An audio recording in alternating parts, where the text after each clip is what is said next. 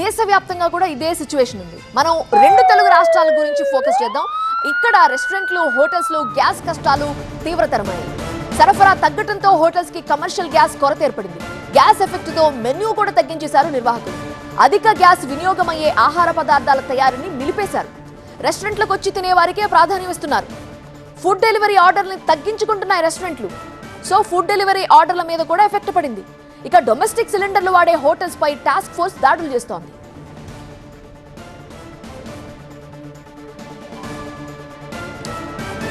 అసలు ఇంకా క్లియర్ గా చెప్పాలంటే ఎఫెక్ట్ ఏ విధంగా ఉంది రెండు తెలుగు రాష్ట్రాల్లో వివరించడానికి మా ప్రతినిధులు జాయిన్ అవుతున్నారు. జ్యోతి అలానే శ్రీధర్. ముందుగా జ్యోతితో మాట్లాడదాం. జ్యోతి, హైదరాబాద్ లో ఏంటి పరిస్థితి? మెన్యూను తగ్గించేసుకుంటున్నారు. అసలు బేసిక్ గా ఒక రెస్టారెంట్ కి ఒక రోజుకి ఎన్ని సిలిండర్లు అవసరం అవుతాయి? ఇదే కంటిన్యూ అయితే ఏం చేయబోతున్నారు వాళ్ళు?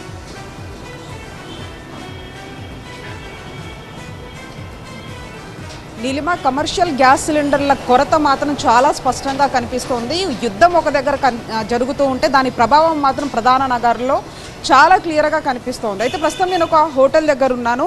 అయితే సాధారణంగా కూడా ఒక హోటల్లో ఈ మార్నింగ్లో ఎక్కువ ఈ టిఫిన్స్ కొన్ని గంటల పాటు వీళ్ళు నడిపిస్తూ ఉంటారు. కానీ ఆ టైం కూడా కొంత తగ్గించుకోవడము, రోజుకి 2 సిలిండర్లు పడుతూ ఉంటే ఇప్పుడు మాత్రం ఒకటే సిలిండర్ వాడుతున్నాం, ఆ ఒక్క సిలిండర్ను కూడా మేము ఆర్డర్ చేసినా రావట్లేదు అనేది వీళ్ళు చెప్తూ ఉన్నారు. ఈ రకంగా చూస్తే మాత్రం చాలా పెద్ద లాస్లో మేము ఉన్నామంటూ కూడా చెప్తున్నారు. ఇక్కడ ఒక హోటల్ యజమాన్యం ఉన్నారు, వాళ్ళతో మాట్లాడదాము. అంటే ఎలా ఉంది పరిస్థితి? అసలు మీరు ఆర్డర్ పెడుతుంటే సిలిండర్స్ వస్తూ ఉన్నాయా? అసలు మీకు ఇక్కడ కార్మికులకు కూడా డబ్బులు ఇవ్వాల్సినటువంటి పరిస్థితి ఉంటుంది. సో ఈ టైంలో మీరు ఎటువంటి ఇబ్బందులు ఫేస్ చేస్తున్నారు?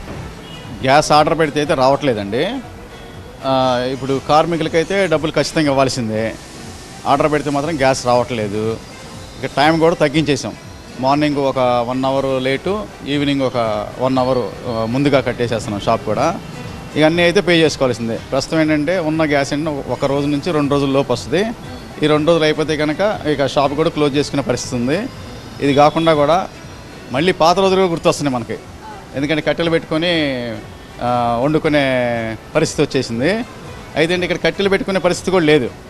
సిటీ కదా, ఎక్కడ పెట్టుకోవడానికి కూడా ఛాన్స్ లేదనమాట. ప్రస్తుతానికి ఇలా ఉంది. ఇంక మళ్ళీ గ్యాస్ సప్లై వస్తే మళ్ళీ నడిపించాలి, లేదంటే క్లోజ్ చేసుకోవాలి వస్తుంది. అంటే మీరు ఆర్డర్ ప్లేస్ చేసినప్పుడు అసలు వాళ్ళు ఏం చెప్తున్నారు? ఉంది అని చెప్తున్నారా? అసలు ఇవ్వడానికి పాసిబిలిటీ లేదని అంటున్నారా? వీళ్ళ ఆటోలన్నీ ప్లాంట్ దగ్గర వెయిట్ చేస్తున్నాయంట. ఒకవేళ గ్యాస్ వస్తే కనుక ఫస్ట్ మీకే ఇస్తామని ఒక మాట అయితే ఖచ్చితంగా చెప్తున్నారు. అంటే కాల్ చేస్తే మాత్రం లిఫ్ట్ చేస్తున్నారు, మాట్లాడుతున్నారు, అన్నీ చేస్తున్నారు. అంటే అక్కడ సప్లై ఆగిపోయిందంట ప్లాంట్ నుంచి. అంటే సహజంగా ఇలాంటి హోటల్స్లో కొన్ని టిఫిన్స్ చాలా టైం తీసుకునే ప్రాసెస్ ఉంటుంది. పూరి లాంటివి, దోశ లాంటివి, లేకపోతే ఇంకా ఇతర ఐటమ్స్ అన్నీ కూడా. సో వాటిని ఏమన్నా మీరు మెనూ తగ్గించారా? 2-3 ఐటమ్స్ అయితే తగ్గించామండి. ఎందుకంటే అన్నిటికీ గ్యాస్ కావాలి కదా. అంటే కంటిన్యూగా నడిచే ఐటమ్ అయితే ఇప్పుడు దోశ ఉంటుంది, కంటిన్యూగా వెళ్తూ ఉంటుంది. ఇవైతే ఉంచేసాము, కొన్ని ఐటమ్ అయితే తగ్గించేసాం. అది ప్రస్తుతానికి అది. సో ఇప్పుడు రెంటల్ కూడా మీరు కట్టుకోవాల్సింది ఉంటుంది. వీటిని ఎలా చూస్తారు? అండ్ మీకు ఆర్డర్స్ కూడా వస్తూ ఉంటాయి. సో దాని పట్ల మీరు ఎట్లా ఉన్నారు? ఆర్డర్స్ అయితే ఏం తీసుకోవట్లేదండి ప్రజెంట్. రెంట్ అయితే కూడా కట్టవలసింది తప్పదు ఇంకా. అది ఇక్కడ చుట్టుపక్కల హాస్టల్స్ కూడా ఉంటాయి కదా, చాలామంది పిల్లలు కూడా ఇక్కడికి వచ్చి తింటూ ఉంటారు. సో హాస్టల్లో నచ్చినప్పుడు కూడా ఇక్కడికి వస్తూ ఉంటారు కాబట్టి, సో అట్లాంటిది కూడా మీ దగ్గర ఏమన్నా షార్టేజ్ కనిపిస్తోందా? అంటే హాస్టల్స్ అంటే ప్రస్తుతం వాళ్ళకు కూడా ఆఫ్ చేశారు, అంటే మాకు తెలిసిన ఇన్ఫర్మేషన్ ప్రకారం. అయితే ఇంకా పబ్లిక్ కూడా కొంచెం తక్కువే వస్తున్నారు, మరి ఎందుకో తెలియదు. అది ఈ పరిణామాలు ఇంకా ముందుకెళ్తే మీ పరిస్థితి ఎట్లా ఉంటుంది? హోటల్ బిజినెస్ పరిస్థితి? ఇంకా హోటల్ పరిస్థితి ఏముందని క్లోజ్ చేసేయడమే, గ్యాస్ మళ్ళీ సప్లై వచ్చిందాక. లేదంటే ఎలక్ట్రిక్ స్టవ్ తీసుకుందామంటే ఈ వస్తువులన్నీ పనిచేయ వాటి మీద సపరేట్గా వాటికి వేరే వస్తువులు కొనుక్కోవాలన్నమాట. అంటే మళ్ళీ కొత్త హోటల్ పెట్టిన టైప్ అయిపోతుంది. దాంతోపాటు అంటే మనకి ఎలక్ట్రిక్ కూడా ఏంటంటే మనకున్నది కెపాసిటీ పనిచేయదు అనమాట. అందుకనంటే మనం ఖచ్చితంగా క్లోజ్ చేయాల్సిందే గ్యాస్ సప్లై ఆగిపోతే. అది ప్రస్తుత పొజిషన్. మొత్తానికి ఇది పరిస్థితి నీలిమ. ఎందుకంటే ఫుడ్ ఐటమ్స్ కూడా మేము తగ్గించేసామని చెప్తూ ఉన్నారు. కానీ కమర్షియల్ గ్యాస్ కొరత మాత్రం ఏ విధంగా ఉందో అనేది ఇప్పుడు మనం వీళ్ళ మాటల్లోనే విన్నాము. అయితే దీని పట్ల కొంత బిజినెస్ లాస్ అవ్వడంతో పాటు కార్మికులకు మాత్రం ఇచ్చేటటువంటి వాళ్ళ శాలరీలేసే ఇవ్వాలి అని చెప్పేసి చెప్తూ ఉన్నారు. ఇది త్వరితగతిన కూడా కొంత ఉపశమనం కలిగించేలాగా ఉంటే బాగుంటుందని కూడా వాళ్ళ అభిప్రాయాన్ని తెలియజేస్తున్నారు. రైట్ జ్యోతి. సో మీరు చూస్తున్నారు కదా తెలంగాణలో ఎలాంటి సిచ్యువేషన్ ఉందో, మరి ఏపీలో ఈ గ్యాస్ బండ ఎఫెక్ట్ ఏ విధంగా కనిపిస్తుందో వివరించడానికి లైవ్ లోనే జాయిన్ అయ్యారు మా ప్రతినిధి శ్రీధర్. శ్రీధర్, ఏంటి ఎలాంటి ఎఫెక్ట్ కనిపిస్తోంది రెస్టారెంట్లు, హోటల్స్ మీద? ఆల్టర్నేట్గా మేము ఇండక్షన్ స్టవ్స్కి వెళ్ళాలంటే కూడా ఇప్పటికిప్పుడు పాసిబుల్ కాదు, పాత్రలన్నీ కొనుక్కోవాలని తెలంగాణలో ఉన్న హోటల్ యజమాని చెప్పారు. అక్కడ ఎలాంటి పరిస్థితి కనిపిస్తోంది? ఆంధ్రప్రదేశ్లో చూసుకుంటే మాత్రం కమర్షియల్ సిలిండర్ల కొరత చాలా స్పష్టంగా కనిపిస్తుంది. ఎందుకంటే ఇటు హోటల్స్ అసోసియేషన్ మాత్రం ఇటు కమర్షియల్ సిలిండర్ల కొరత లేదు, ఇబ్బంది ఉండదు అని చెప్తున్నప్పటికీ మాత్రం క్షేత్రస్థాయిలో చూసుకుంటే మాత్రం కమర్షియల్ సిలిండర్ల కొరత మాత్రం చాలా స్పష్టంగా కనిపిస్తుంది. ఎందుకంటే అన్ని రెస్టారెంట్లు కానీ హోటల్స్ కానీ చూసుకుంటే దాదాపు పెద్ద రెస్టారెంట్ చూసుకుంటే మాత్రం దాదాపు ప్రతిరోజు కూడా 2 నుంచి 3 సిలిండర్లు అవసరం ఉంటుంది.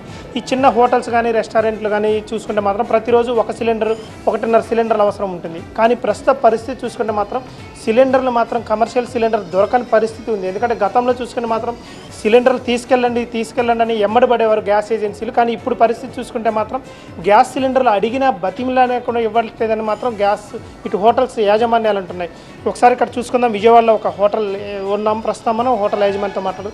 సార్, ప్రస్తుతం ఈ కమర్షియల్ సిలిండర్ల పరిస్థితి ఎలా ఉంది? సార్, ఇప్పుడు వారం రోజుల నుంచి మాకు గ్యాస్ పరిస్థితి చాలా ఘోరంగా ఉంది. మాకు మార్నింగ్ 9:30కి గ్యాస్ రావాల్సిన గ్యాస్ బుక్ చేస్తే ఈవినింగ్ వస్తుంది, లేకపోతే ఒకరోజు రావట్లేదు. సరైన సమాధానం కూడా గ్యాస్ లీడర్స్ చెప్పట్లేదు. దానివల్ల చాలా ఇబ్బంది పడుతున్నాం మేము. మా పరిస్థితి ఏంటంటే ఈరోజు మధ్యాహ్నం వరకు చేసే గ్యాసే మా దగ్గర ఉంటుంది. ఆ తర్వాత మా హోటల్ పరిస్థితి హోటల్ క్లోజ్ చేసే పరిస్థితి వచ్చేసింది. అందరికీ చాలా ఇబ్బంది పడుతున్నాం మేము, స్టాఫ్ కూడా ఇబ్బంది పడుతున్నాం. ఆ పరిస్థితిలో ఉంది సార్. అంటే ఇది కాకుండా వేరే మీకు క్యాంటీన్లు కూడా ఉన్నాయి కదా, అక్కడ పరిస్థితి ఎలా ఉంది? మాకు ఇది కాకుండా మా బ్రాంచ్ చిన్న టీ స్టాల్స్, కాఫీ స్టాల్స్ ఉన్నది. అక్కడ పరిస్థితి కూడా హాఫ్ సిలిండర్, ఫుల్ సిలిండర్ ఉన్నాయి. అది కూడా అయిపోతే ఈరోజు పరిస్థితి ఈరోజు క్లోజ్ చేసినట్టుగా ఉంది. గ్యాస్ సిలిండర్స్ ఆఫీస్ కానీ ఆ డీలర్స్ ఫోన్ చేస్తే సరైన సమాధానం ఇవ్వట్లేదు. పొద్దున్న వస్తుంది, సాయంత్రం వస్తుంది అంటున్నారు. లేదు, గతంలో ఇప్పుడు గ్యాస్ ఏజెన్సీలతో మాట్లాడారు. ఒక ఏజెన్సీ వాళ్ళు ఏమంటున్నారు గ్యాస్ సిలిండర్ సమస్య మీద? బ్లాక్లో సిలిండర్లు ఏమన్నా అమ్ముతున్నారా? బ్లాక్లో అంటే మా దగ్గర రావట్లేదండి. మేమే సమాధానం చెప్పలేకపోతున్నాం. మాకే ఫిల్లింగ్ లేదు, మా గోడౌన్లో రావట్లేదు గ్యాసు. మాకే సరైన ఇది లేదు, మీకేం చెప్తాం అంటున్నారు వాళ్ళు. అదేవిధంగా హోటల్ అసోసియేషన్తో కూడా మీరు మాట్లాడారు. మీ హోటల్ అసోసియేషన్ వాళ్ళు ఏమంటున్నారు? హోటల్ అసోసియేషన్స్ ఇంకా మీటింగ్ అది పెట్టలేదు. వాళ్ళు ఇంకా వెళ్ళి మాట్లాడతామంటున్నారు. ఇంకా సరైన ఇన్ఫర్మేషన్ మాకు రాలేదు. ఇంకా మేము ఏం చేయాలనేది ఇంకా రాలేదు. ఇంకా అదేవిధంగా హోటల్ కనుక అంటే ఈ ఒక్కరోజు సిలిండర్ వస్తుంది అంటున్నారు. ఈరోజు సిలిండర్ కనుక రాకపోతే రేపు పరిస్థితి ఏంటి? ఈరోజు ఇంకా సిలిండర్ రాకపోతే మేము మధ్యాహ్నం క్లోజ్ చేస్తాం హోటల్స్ అన్ని.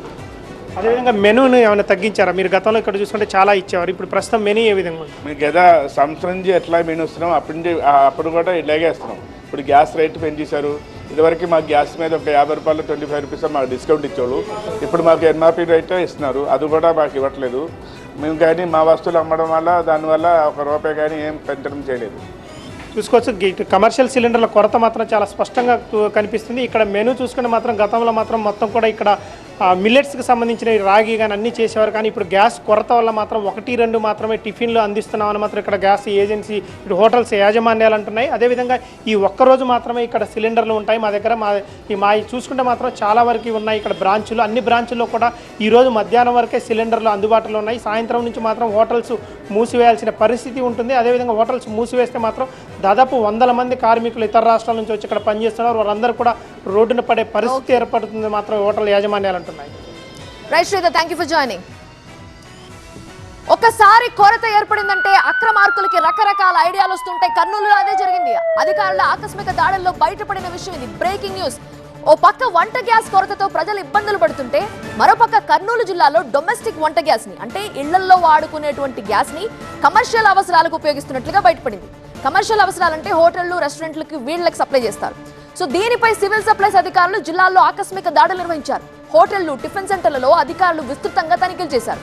తెలిసిన విషయం ఏంటంటే మొత్తం 88 హోటళ్లు, టిఫిన్ సెంటర్లపై ఏకకాలంలో దాడులు చేసినప్పుడు కమర్షియల్ గ్యాస్ వాడాలి వాళ్ళు, కానీ వాటికి బదులుగా డొమెస్టిక్ వంట గ్యాస్ ఇళ్లకి సరఫరా చేసేటువంటి జనాలకి సరఫరా చేసేటువంటి డొమెస్టిక్ వంట గ్యాస్ ని వాళ్ళు ఉపయోగిస్తున్నట్లుగా గుర్తించారు. తనిఖీల్లో 108 డొమెస్టిక్ గ్యాస్ సిలిండర్లని అధికారులు సీజ్ చేశారు.